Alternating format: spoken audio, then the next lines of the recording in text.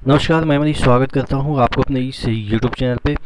दोस्तों, एक भाई ने आप देख सकते हैं सरकार नाम है। उन्होंने कल मुझे मेल किया था कि सर मैंने एनटीपीसी के संदर्भ में एक आरटीआई डाला था मालदा बोर्ड में, इन्होंने फॉर्म फिलअप किया था। तो उस आरटीआई का जवाब मिल गया है और वो जो आरटीआई का जवाब मिला है वो मुझे मेल किया है। तो आप देख सकते हैं मैंने अपना मेल खोल रखा है जिसमें कि इन्होंने अपना जो आरटीआई का जो रिप्लाई है वो इन्होंने भेजा है। देखिएगा, 2 अटैचमेंट के रूप में इन्होंने मुझे भेजा है। तो अगर आपके पास भी ऐसा कोई आरटीआई वगैरह का चीज़ हो तो आप मुझे मेल कर सकते हैं, ठीक है। यहाँ पे देखिएगा इन्होंने कहा है कि ये देखिएगा, dear sir, warm greeting of a day. उसके बाद myself Sukanto Sarkar and I belong to Chhattisgarh and I also am a YouTube subscriber. जो भी है मेरा सब्सक्राइबर है। I have been applied for NTPC for RRB Malda. I have been filed a RTI regarding the validity of EWS certificate, and today I got its reply. I forwarded this reply to you for the further information. Hope this will helpful for other। यानी कि दूसरे को सहायता मिलेगी, इसलिए मैंने ये जो रिप्लाई है आरटीआई का वो मैं आपको सेंड कर दिया हूँ। तो इस पर डिटेल में वो करें कि चर्चा कर दीजिए, जो कि हम करने वाले हैं। इसमें एक तो ये ईडब्ल्यूएस के बारे में पूछे हैं, दूसरा कि वहाँ पे कितने फॉर्म अप्लाई हुए हैं, कितने लोग प्रेजेंट हुए फेज वाइज, वो सभी तमाम तरह के क्वेश्चन इन्होंने इस आरटीआई में डाला है। तो हम उस आरटीआई को डिस्कस करते हैं। इससे पहले कि वीडियो शुरू हो, आपको भी पता है कि टेक्स्ट बुक आपके लिए लाया है ईयरली मॉक टेस्ट पास, जो कि आपको 299 में मिलता है। लेकिन अगर आप एक कूपन कोड ER मनीष, जो कि नीचे दिख रहा होगा, ये वाला यूज करते हैं, ER मनीष, तो आपको ये वाला चीज़ 269 में मिल जाएगा। नीचे डिस्क्रिप्शन बॉक्स में लिंक दिया हुआ है। आपको पता है कि कोई भी एग्ज़ाम को निकालने के लिए मॉक टेस्ट कितना आवश्यक होता है, और आपको पता है कि जो ये टेक्स्ट बुक है वो लीडिंग मॉक टेस्ट प्रोवाइडर है आपके इंडिया में, ठीक है। तो एक बार जरूर चेकआउट कर लीजिएगा, क्योंकि 269 में तमाम जो एग्ज़ाम है उसके आपको मॉक टेस्ट मिल जाएगा, ठीक है। देखिए, अब इनका हम आरटीआई की देख लेते हैं। आरटीआई इन्होंने लगाया था आपके मालदा जोन में, ठीक है। देखिएगा, यहाँ पे इन्होंने मालदा जोन में आरटीआई लगाया था। अब इसका जो रिप्लाई कल ही आया था, जो कि मुझे इन्होंने फॉरवर्ड किया है। अगर आपके पास भी है तो आप मुझे फॉरवर्ड कर सकते हैं। मेल आईडी मेरा है मनीष सर फॉर यू, ठीक है, @gmail.com पे मुझे मेल कर सकते हैं। आपके पास कोई भी इन्फॉर्मेशन हो। 4 ये वाला 4 है, ठीक है, डिजिट वाला, फिर यू है। हाँ, तो इनका क्वेरी था। देखिएगा, बहुत सारे क्वेरी डाले थे जो कि आपके क्वेरी होते हैं। What is the validity of EWS certificate of CEN 01 2019। यानी कि जो आपके RRB NTPC में जो वैलिडिटी है EWS सर्टिफिकेट का, वो क्या होनी चाहिए। What is the base financial year of EWS certificate, उसका बेस फाइनेंशियल ईयर क्या होनी चाहिए, जो कि नोटिफिकेशन में भी दे रखा था, लेकिन फिर भी इन्होंने क्वेरी डाला था।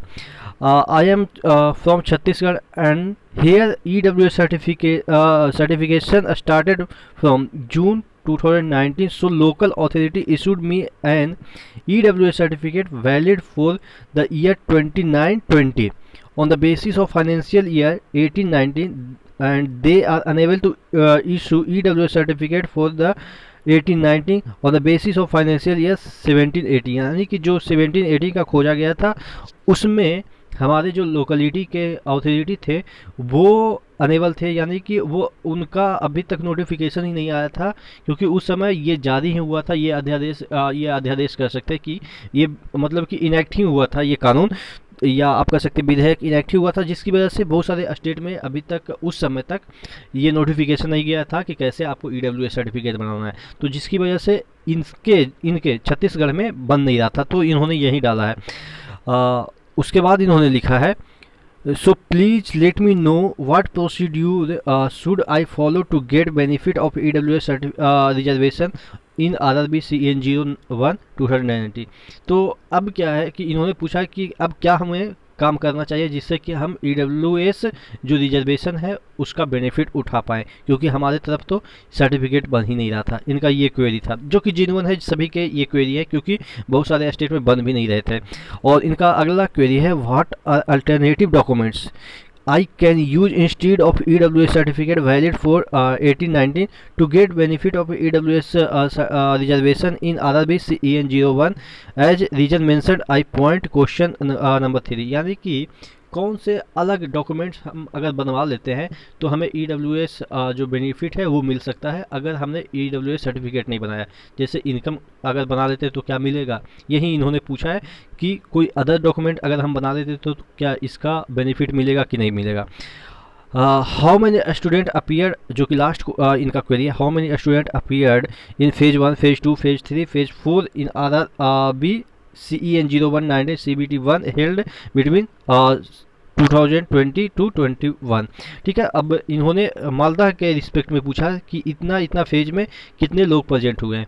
अब इनका रिप्लाई देख लेते हैं, देखिएगा यहाँ पे इनका रिप्लाई आया है, देखिए डियर सुकांतो, ठीक है, इन्हीं को रिप्लाई दिया गया है। आइटम वाइज रिप्लाई दिया गया है, नीचे एकदम से शॉर्ट फॉर्म में दिया गया है कि आपके सर्टिफिकेट कब के लगेंगे। ठीक है, एज एभव, यानी कि इसका भी रिप्लाई ऊपर वाला ही है। ठीक है, अगर आपके पास सर्टिफिकेट नहीं है then you will considered as UR. ठीक है, यानी कि अगर आपके पास सर्टिफिकेट नहीं है तो आपको यूआर में कंसीडर कर लिया जाएगा। ठीक है, आप समझ गए होंगे कि यूआर में। और as above in serial number, यानी कि तीसरा जो चौथा का रिप्लाई है वो यही है। डाटा नॉट कंपाइल्ड, यानी कि अभी तक इनके पास डाटा नहीं है कि कितने लोग फेज 1 फेज 2 फेज 3 में एग्जामिनेशन दिए हैं RRB NTPC के। तो मोटे तौर पे जितने भी मैंने अभी तक RTI देखे हैं EWS सर्टिफिकेट का, तो उसमें हमेशा ये बोलते हैं कि 17-18 का जो भी फाइनेंशियल ईयर आपके नोटिफिकेशन में है वो ही लगेगा। तो अब बताइए कि वही लगेगा, तो ये सिर्फ ये रेलवे के नहीं है, ये रेलवे की तरफ से जो रेलवे अथॉरिटी से यहाँ पे रिप्लाई आ रहा है। तो अभी तक इसमें मैं आपको बताता हूँ रीजन कि आपको जो फाइनेंशियल ईयर है वो 17-18 के बहुत जगह नहीं भी लगेंगे। क्यों नहीं लगेंगे, जब आपका ये प्रॉब्लम वहाँ पे फेस होने लगेगा डॉक्यूमेंट वेरिफिकेशन में, तो उनको मजबूरन दूसरा कोई नोटिस डालना पड़ेगा, क्योंकि वो उनकी गलती है। अभी जो रिप्लाई दे रहे हैं वो सिर्फ नोटिस के बेस पे दे रहे हैं, नोटिस में जो रहता है उसी के बेस पे RTI का रिप्लाई आता है। ये कभी भी अपने तरफ से कोई मॉडिफिकेशन नहीं डालेंगे। नोटिस में ये दे रखा है कि 17-18 तो 17-18 ही RTI में देंगे, लेकिन जैसे ही ये चीज़ें डॉक्यूमेंट वेरिफिकेशन में फंसेगा मामला, तो आपको कोई ना कोई अल्टरनेटिव चीज़ें वहाँ पे मांगी जाएगी। हो सकता है करंट ईयर का मांग लिया जाए, या आपके नोडल अधिकारी से आपके जो लेटर पैड है उस पर लिखवा के मंगवाया जाएगा कि उस समय आपके EWS सर्टिफिकेट इशू नहीं हो रहे थे आपके स्टेट में। ठीक है, तो इस वजह से आपके जो EWS सर्टिफिकेट है नहीं बना और उसका बेनिफिट आपको मिल सकता है। तो अब भी कहना जल्दीबाजी होगा कि आपके 17-18 के नहीं है EWS सर्टिफिकेट तो आपको बेनिफिट नहीं होगा, क्योंकि ये चीज़ें बहुत हाईलाइटेड है। ये किसी एक की गलती नहीं है, सरकार की गलती है, जिसकी वजह से मुझे लग रहा है कि बाद में कुछ ना कुछ आपको बेनिफिट मिलेगा। हालांकि मैं ये चाहता हूं कि आप EWS सर्टिफिकेट के बजाय आपका सिलेक्शन अच्छे नंबर से हो तो UR में ही कंसीडर कर लिया जाए। तो क्या फ़र्क पड़ता है, आपको सिलेक्शन से मतलब है, कोई भी मतलब कि कैटेगरी से हो, सिलेक्शन हो जाता है तो डजंट मैटर कि आप कौन सी कैटेगरी से बिलोंग करते हैं। तो ये है टोटल इस RTI का मतलब कंपाइलेशन, कि अगर आपके पास 17-18 का नहीं है तो आप निश्चिंत होकर भी पढ़ते रहिए, आपका करेंट का है आप रखिए, बाद में कुछ ना कुछ इसमें संशोधन होगा। ठीक है, क्योंकि उस समय जब ये नोटिफिकेशन निकाली गई थी तो ये पेचीदा मामला उनके दिमाग में नहीं था, वो नहीं समझ, ग्राउंड लेवल पे तो वो फेस नहीं कर रहे हैं ना प्रॉब्लम तो आप लोग हम लोग फेस कर रहे हैं ग्राउंड लेवल पे जाते हैं। तो ये चीज़ें है कि इसमें कुछ ना कुछ संभावनाएं दिख रही है कि आपके कुछ ना कुछ इसमें सॉल्यूशन निकलेगा, क्योंकि बहुत सारे लोगों का ये पेचीदा मामला फंसा हुआ है। आशा करते हैं आपको समझ में आया होगा। इसी तरह से बने रहेगा चैनल के साथ। आपके पास भी कोई इन्फॉर्मेशन है तो ज़रूर मुझे शेयर कीजिएगा, मैं आपको डिटेल में चर्चा करके बताऊँगा। नेक्स्ट वीडियो मिले, तब तक के लिए धन्यवाद।